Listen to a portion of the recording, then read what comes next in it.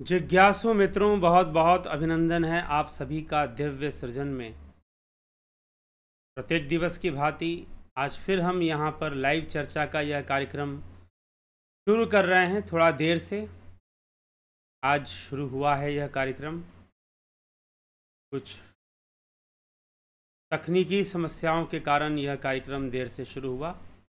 9 PM के स्थान पर 9:15 का समय आपको दिया गया। तो चलिए, आज का जो कार्यक्रम है, आज का जो विषय है, श्रीमद् भगवद गीता, जीवों का उत्पत्ति स्थान क्या है, महत ब्रह्म योनि क्या है।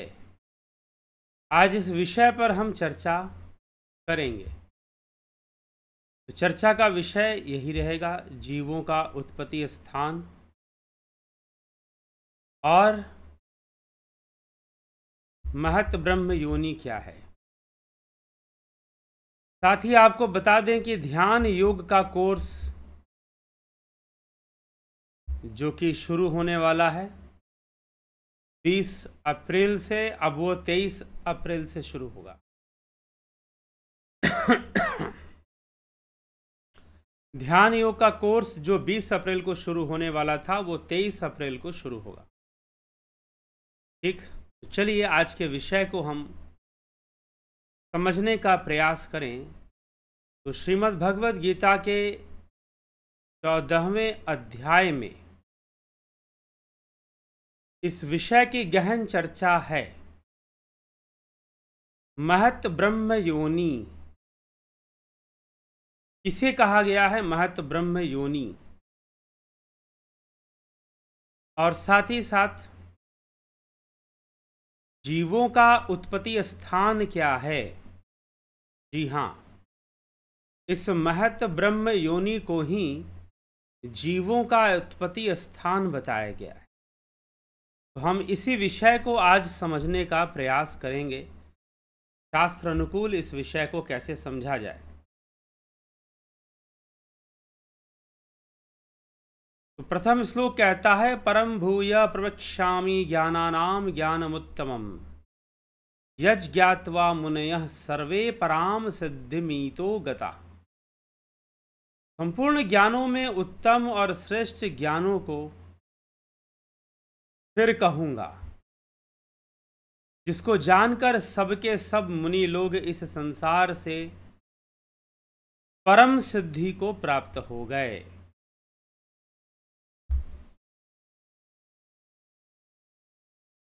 परम भूय प्रवक्ष्यामि ज्ञानानाम ज्ञानमुत्तमम् यज् ज्ञात्वा मुनयः सर्वे पराम सिद्धिमितो गता।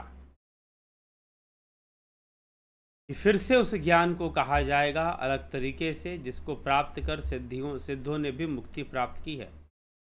इदम ज्ञानमुपाश्रित्य मम साधर्म्यमागतः सर्गे अपि नोपजायन्ते प्रलये न व्यथन्ति च।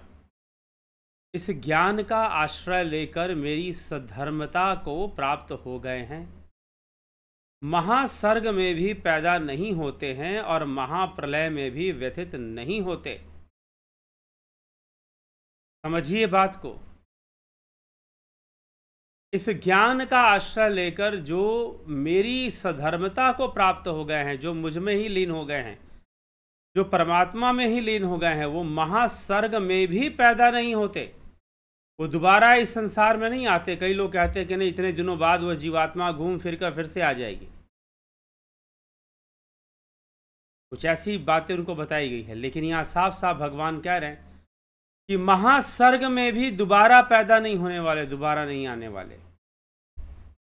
महासर्ग में भी दोबारा उनकी उत्पत्ति नहीं संभव है, और ना ही वह महाप्रलय में किसी प्रकार से व्यथित होते हैं।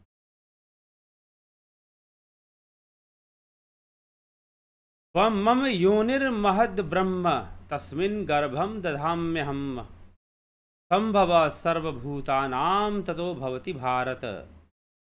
हे भरत वंश उद्भव अर्जुन, यह मेरी महत ब्रह्म योनि उत्पत्ति स्थान है। योनि का अर्थ है उत्पत्ति स्थान, और महत ब्रह्म मतलब कि जो प्रकृति का पहला मूल तत्व है, मूल प्रकृति। वास्तव में महत जो है वह मूल प्रकृति है। महत ही बुद्धि तत्व कहा गया है। इस महत शब्द को समझने का प्रयास करना है। जब आप सांख्य सूत्रों को अध्ययन करेंगे तो सांख्य सूत्रों में क्या मिलता है? महत की चर्चा अवश्य मिलती है। महत तत्व प्रकृति का मूल तत्व है और प्रथम तत्व है, पहला तत्व है। महत तत्व प्रथम तत्व है, पहला तत्व। तो प्रथम तत्व महत तत्व है। अगर आप सांख्य सूत्र का अध्ययन करें या सांख्य दर्शन का अध्ययन करें तो सांख्य दर्शन के विकासवाद में जो प्रथम तत्व है वह महत तत्व ही है। सांख्य के विकासवाद में जो प्रथम तत्व है वह महत तत्व ही है। ऐसा हमें समझना है।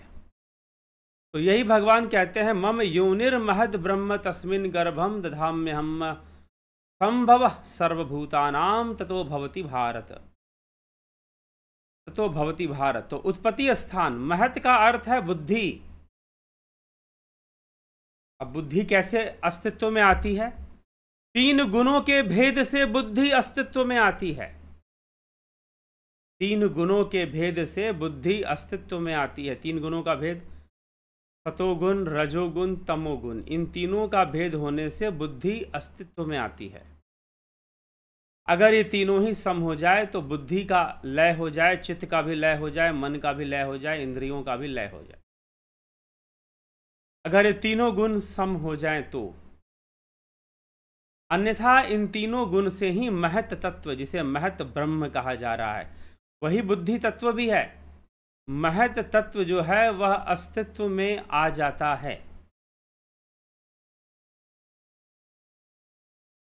महत तत्व जो है वह अस्तित्व में आ जाता है। सांख्य के विकासवाद का यह सिद्धांत है। तो महत ब्रह्म योनि उसी बुद्धि को कहा गया है। वास्तव में जहां पर सभी जीव उत्पन्न होते हैं। जी हाँ, किस रूप में उत्पन्न होते हैं सभी जीव? मानस रूप में, सूक्ष्म रूप में। सभी जीव सूक्ष्म रूप में ही उत्पन्न होते हैं पहले, उसके बाद वह स्थूल रूप में उत्पन्न होते हैं।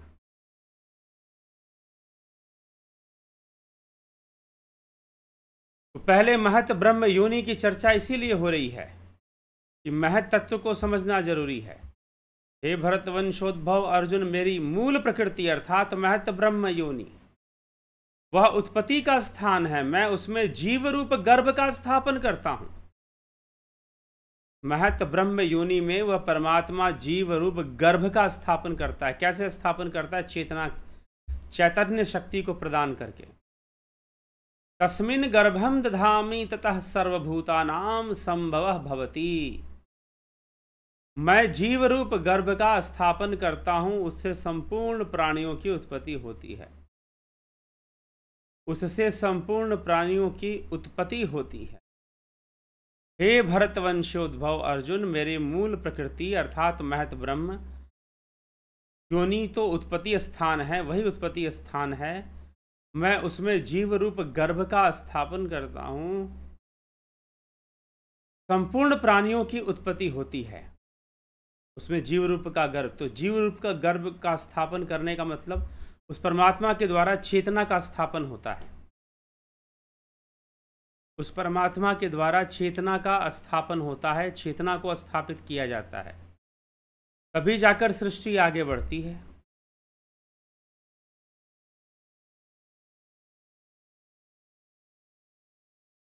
इसी विषय में आगे और भगवान कृष्ण कहते हैं, सर्वयोनिषु कौन्तेय मूर्तयः संभवन्ति या तासां ब्रह्म महद्दो निरहम बीज प्रदः प्रतः।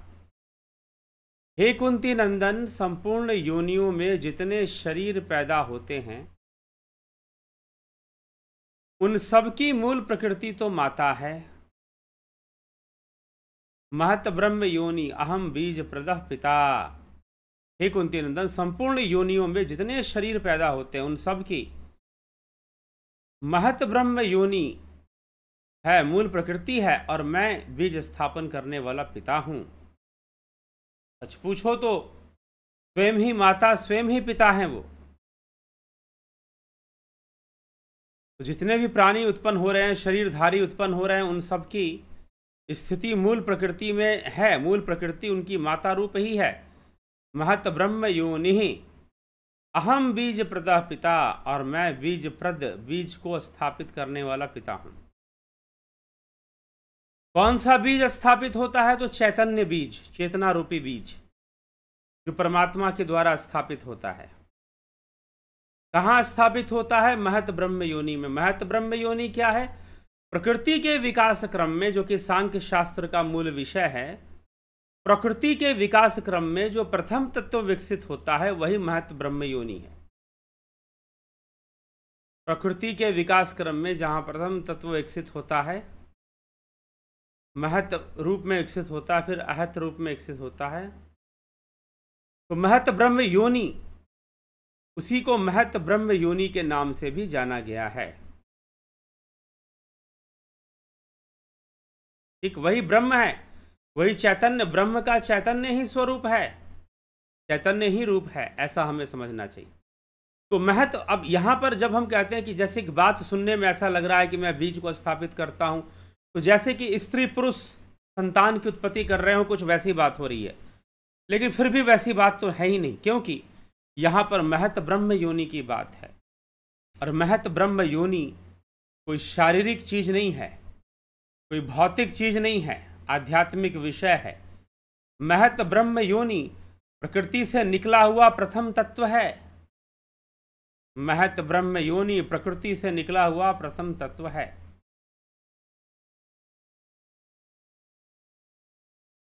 तो महत ब्रह्म योनि प्रकृति से निकला हुआ प्रथम तत्व है, प्रथम अवस्था है। उसी में चेतना का भाग होना, उसी में चेतना का संयोग हो जाना, चेतना का संयोग होने से फिर प्राणी उत्पन्न होते हैं, जीव उत्पन्न होते हैं। इसीलिए संपूर्ण जीवों का जो उत्पत्ति स्थान है उसे महत ब्रह्म योनि भी कहा गया। वहां जीव उत्पन्न होते हैं। तो जीव पहले सूक्ष्म जगत में उत्पन्न होते हैं, पहले सूक्ष्म जगत में उत्पन्न होते हैं, फिर स्थूल जगत में अपने अस्तित्व को बरकरार करते हैं, स्थूल जगत में अपने आप को प्रकट करते हैं। तो जीव पहले सूक्ष्म जगत में आते हैं, फिर स्थूल जगत में।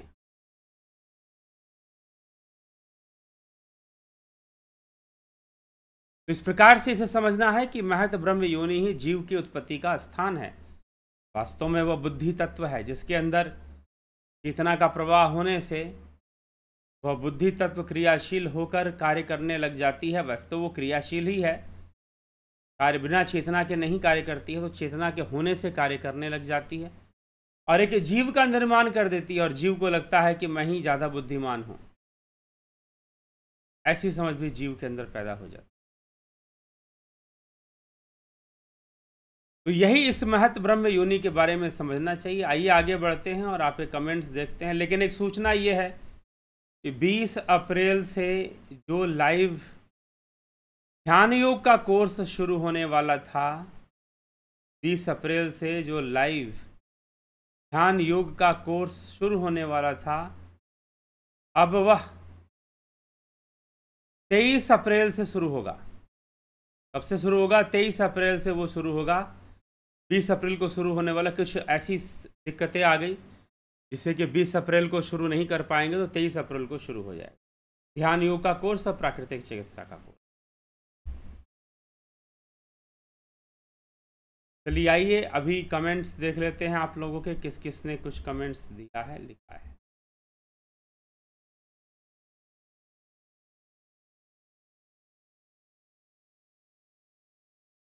राकेश मराठे जी, तुकाराम सदावर्ते, गोविंद प्रसाद कोरी, शंकर प्रसाद, विष्णु चंद्र मौर्य, कुश कुमार, नवज्योति नाथ, उषा श्रीवास्तव, रतन सिंह, रूपलाल विश्वकर्मा, सविता नायक जी, गोविंद प्रसाद नीमा, विमला शाह, गंभीर शाह, सतीश कुमार, किशोर वैद्य, नरेंद्र माकोड़े, अवनी प्रधान, राम निवास, मीना, घनश्याम सरोदे जी, कमलेश खैरना जी, माधुरी कोले, नरेंद्र माखुड़े, राजेंद्र चौहान, कन्हई कुमार, हरीश डंगवाल, पंकज सोनी, विक्रम सिंह, विजय मंडला, वैवंत सिंह गोहिल,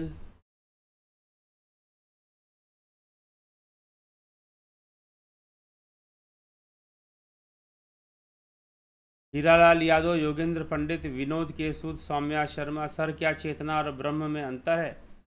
शुद्ध रूप में चेतना भी ब्रह्म है। मिथिलेश सिंह, प्रणाम गुरुदेव, बहुत दिन बाद लाइव देख रहा हूँ। जी हाँ, यह लाइव काफ़ी दिनों बाद ही हो रहा है, लगभग 10 दिन बाद।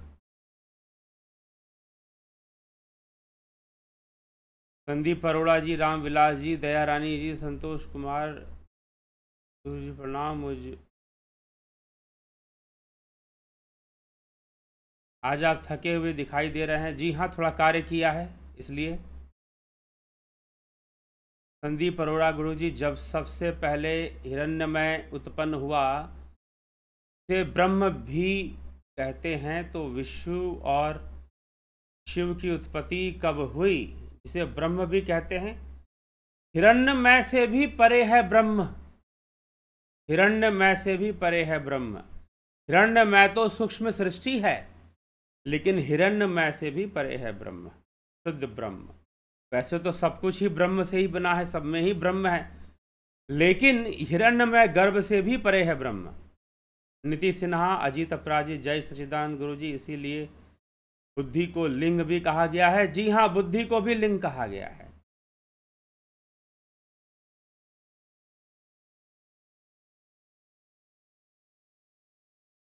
क्या ब्रह्मा की उत्पत्ति भी पहले जीव के रूप में हुई? जीव नहीं, देव के रूप में हुई, देव के रूप में, देवता के रूप में।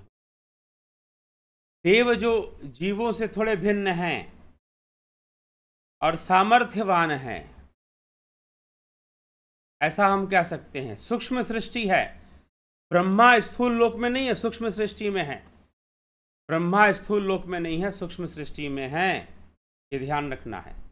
तो चलिए, अभी हम आगे बढ़ेंगे, कार्यक्रम को विराम देंगे, लेकिन सूचना ये है कि ध्यान योग का कोर्स जो 20 अप्रैल से शुरू हो रहा है, वह अब 23 अप्रैल 23 अप्रैल से शुरू होगा, और इसकी ज्वाइनिंग 25 अप्रैल तक होगी। 25 अप्रैल तक ज्वाइन कर सकते हैं। प्राकृतिक चिकित्सा का भी कोर्स 23 अप्रैल 23 अप्रैल से शुरू होगा। प्राकृतिक चिकित्सा का कोर्स 23 अप्रैल से शुरू होगा। 20 अप्रैल का डेट दिया हुआ था, 23 अप्रैल से शुरू होगा, ठीक है।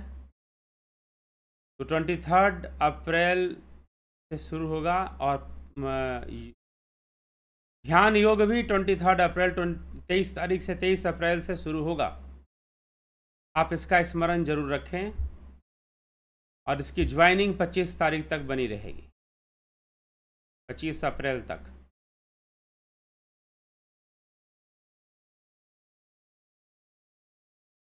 तो ब्रह्मा की उत्पत्ति सूक्ष्म जगत में हुई, स्थूल जगत में हुई ही नहीं।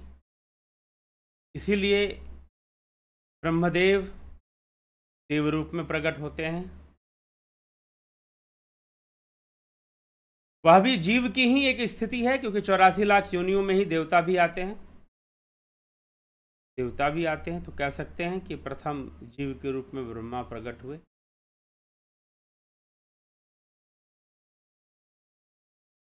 साथ ही और भी कई सूचनाएं। नूतन भट्ट जी, ओम तत्सत। ओम तत्सत आप सभी को।